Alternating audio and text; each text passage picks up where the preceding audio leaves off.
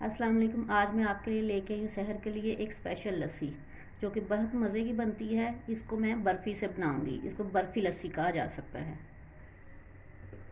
मैं जग लूँगी, इसमें 3 पीस मैं बर्फ़ी के लूँगी। आप किसी भी जायके की बर्फ़ी ले सकते हैं। मैंने ब्राउन ली है। इसमें मैं 1 कप के करीब दही शामिल करूँगी,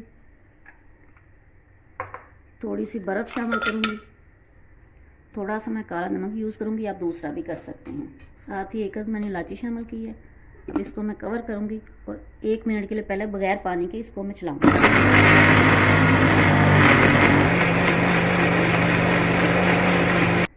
अब इसमें मैं हस्बे ज़रूरत पानी शामिल करूँगी। चीनी डालने की इसमें ज़रूरत नहीं है कि बर्फ़ी ऑलरेडी मीठी होगी। फिर मैं एक दफ़ा चलाऊँगी।